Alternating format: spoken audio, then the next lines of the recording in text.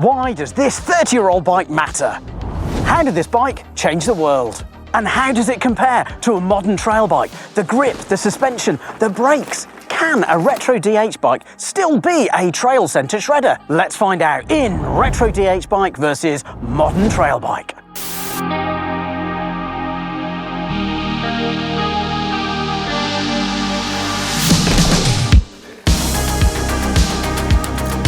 Oh God,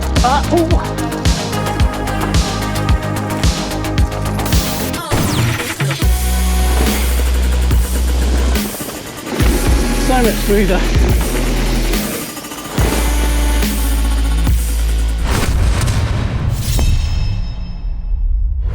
Can 1993's cutting-edge suspension technology keep up with a modern trail bike? What does 30 years of technological advancement actually feel like on the trail? Before we find out, I've just got a little favour to ask, and that's if you could like and subscribe to the channel and this video. It really helps us make really good content just like this. Cheers.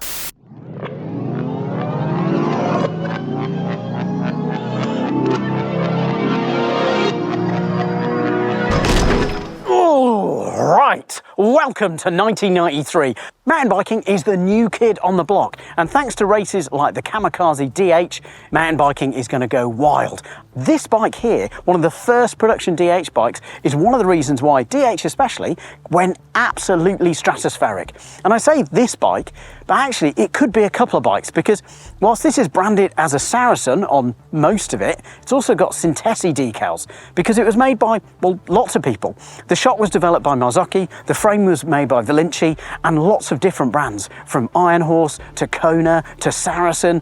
Well, many more all use this same frame, and it was the first bike to really change the game on suspension tech.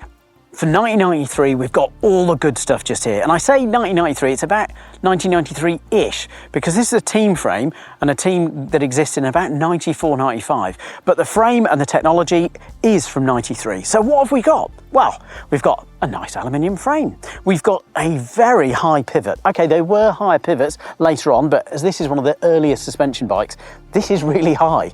We've got this really cool shock absorber here. And that's what the bike was built around, was this Marzocchi rear shock. It was one of the first on the market. And it's got 52 mil of travel. That's at the rear wheel. That's not stroke on the shock. So it's quite short travel, but again, these are early days in this technological arms race that is mountain bike suspension. The fork on here is the XC, or we think it's the XC400, so it's got around 50 mil of travel, so not a lot. I mean, it's a gravel fork by modern standards.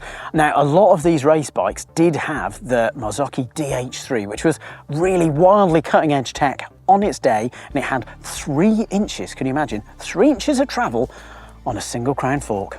Wild times. In terms of other tech, well, actually we're pretty cutting edge as well.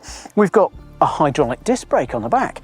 Admittedly, it is just a single pot, so it relies on a weird sort of concertina and a bit of disc flex, but up front we've got the, well, legendary Magura hydraulic rim brake. So we've got hydraulic stopping. In terms of other features, it might look like it's sort of a bit new school with one-by drivetrain, but don't worry, it's still got 2 twisty gears up front, and that's because it's got a rear hub gear made by Sachs, who also make the rear mech and those twist shifters that I've said. And note how I'm saying twist shifter, not grip shift, because at the time Sachs was its own company and it was making its own handlebar twist shifter. Grip shift was a different company.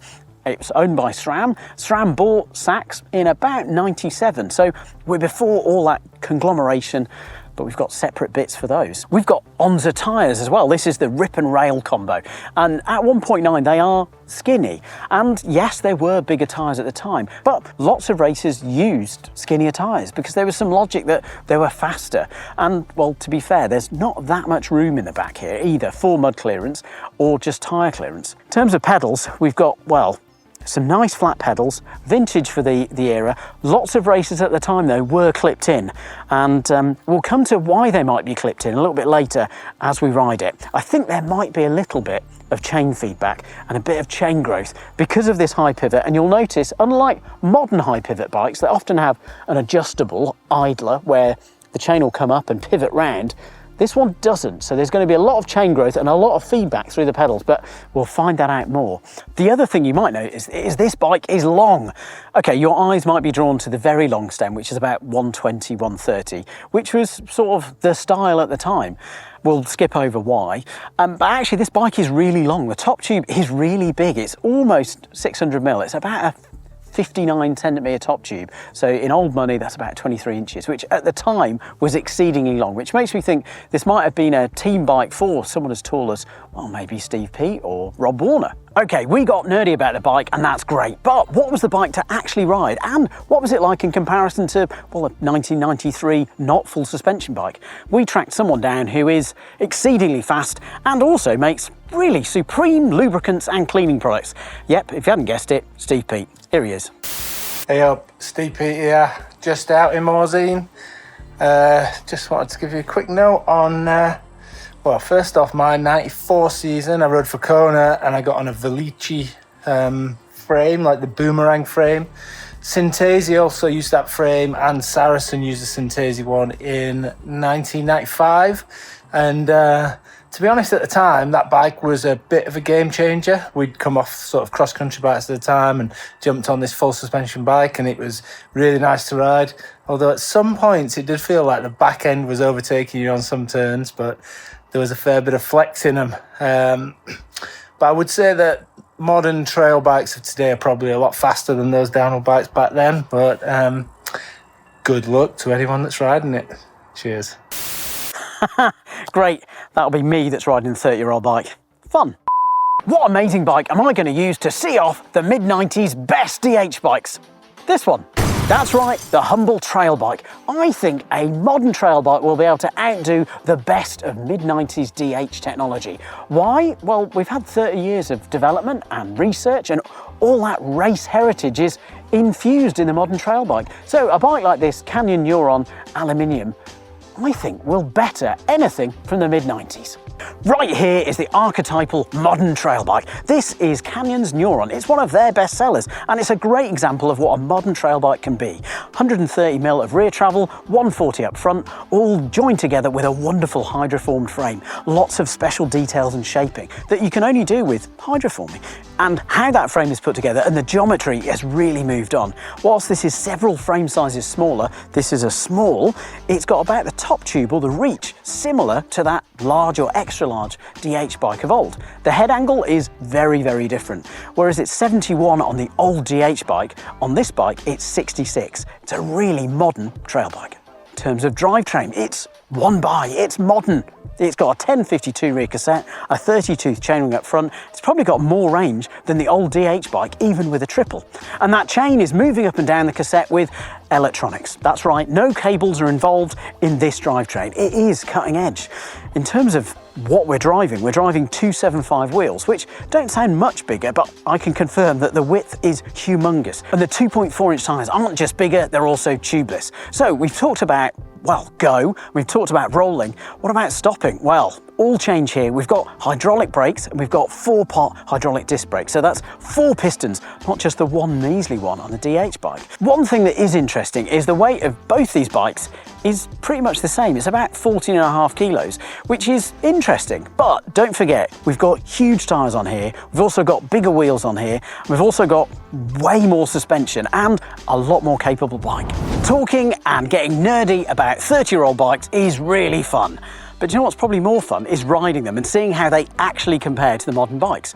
And that's what we're going to do now. Just a kind of word of warning about this is that whilst I've tried to keep myself in shape, don't at me in the comments, this bike has been raced really hard and then hung up in storage for a while. So yeah, there's a bit of extra oil around some of the seals on the fork and on the shock. So I'm going to be going gently just because I don't want to end in A&E. But let's see how they ride. We're going to test both bikes on a, well, roughly a kilometre loop here. We've got mixed terrain, bit of single track, some nice berms, weren't maybe invented in the 90s, but yeah, it should test all the bikes. Well, I say test all the bikes. I doubt it's going to test the trail bike because it's classic UK trail stuff. Shivers, that is a tall gear. Off to a flying start. Gotta say, this stem is, well, wildly long. It definitely weights the front wheel, which is handy because the head angle is 71 degrees, eye-wateringly steep. Tell you what is also eye-wateringly steep is the gear on this is so tall. It's incredibly tall. I mean, I know that makes sense. This is a downhill bike. Oh, that clunky sound, thankfully, is not my lungs. It is, alas, the fork. Under load, the rear suspension is not very active. As soon as you stop pedaling, it's really active again. I think this is just the nature of the high pivot without an idler.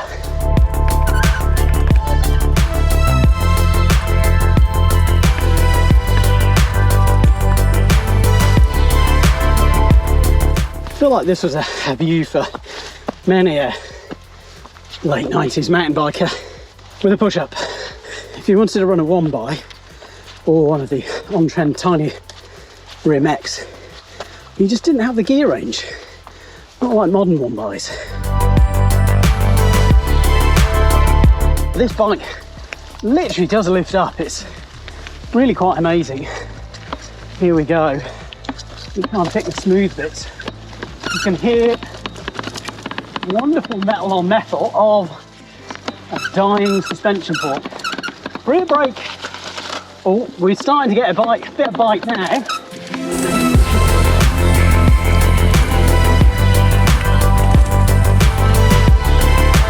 Oh God,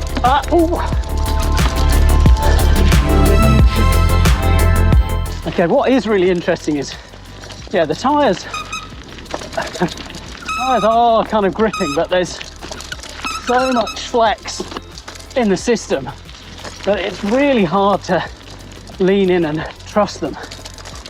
Okay, it's a bit tight, but considering it's 30 years old, really, actually very good. Oh. Okay, the range isn't amazing, but pretty good. Okay, pedaling under load again. It's really good. There is a lot of pedal feedback, which is different. Oh, but and quite a lot of noise, even though we've got that chain device set up. Oh, more roots. Okay.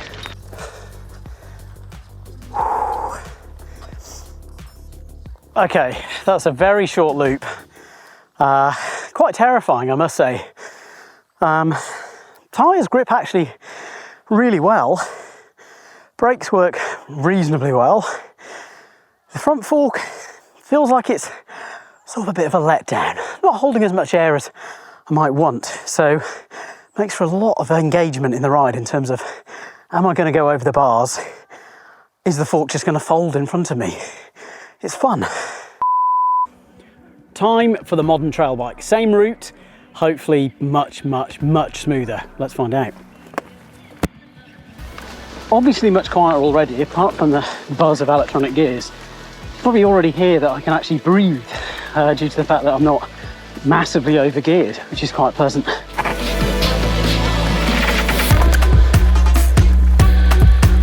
It's amazing how quickly I'm bracing my pedal stroke over the roots, but I really don't need to. This 4-bar suspension on the Neuron is really smooth, with hardly any kickback. When I'm saying there's no kickback, I'm sure there is some anti-squat that's happening, but it's just very subtle, it's very smooth.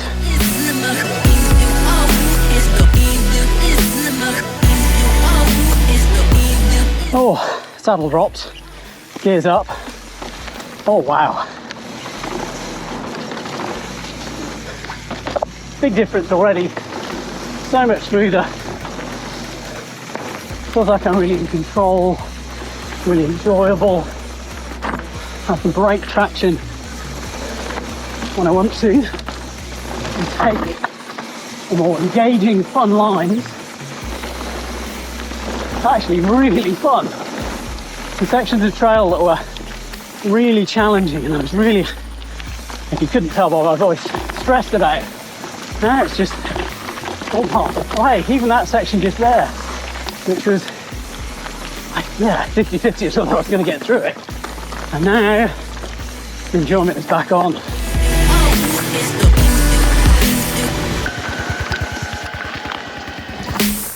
Trail bikes are fun. I want to do a second lap. Whew. Okay. Ooh, that was fun. Really, actually fun. I wasn't worried about going over the bars. I wasn't worried about, well, basically dying. A kind of a slightly painful death of going over the bars on an old bike. It was really fun on this bike. Combination of the extra grip from the tyres, the suspension that worked, even the brakes actually worked. They all sound like normal things, but after you've had a bike where the suspension isn't particularly smooth, the brakes don't always work and the gears are all too tall, it's really fun. Okay, we've finished the runs and, well, it was exciting, it was exhilarating, quite scary at some points, especially on this bike, quite clanky. Had a bit of fluid leakage from the fork, but the times are in. It's not a massive surprise, I've got to say. This bike was about 5:05, this one was about 6:55, so clear winner for the modern trail bike. And I think it's kind of easy, really. It's basically because I had so much more grip, I had so much more traction, I had loads more confidence in the bike. Okay, also I didn't have clanging suspension, but age has got the better of this fork. And even with this fork working in peak condition, I don't think 50mm of travel can really match 140mm, especially on a fork. The tyres, I was confident to be able to run them at lower pressure. The compound is, okay, it's 30 years newer, but it's much softer. The tread lugs are just much better at engaging. They're smaller and better at finding grip as the wheel spins. In terms of the gearing, well, you could see I had to walk quite a few sections, and okay, this is a downhill bike, but I think the modern trail bike is just so good. And I think that's what, for me, this has been a really awesome journey on, is not that how bad old bikes were. Actually, they were incredible. Like, the brakes worked really well. Actually, the suspension worked pretty well. And we've had 30 years of evolution. It's been an incredible journey. And for me, that's why modern trail bikes are just so good. We've taken all the things that Steve has helped develop in a race bike, and now we've got in a trail bike that you can ride pretty much everywhere. And it's joyous, but good question. Where do you think the next 30 years are going to take mountain bikes? What's going to be the evolution that we've seen from this bike to this bike? Let us know in the comments below.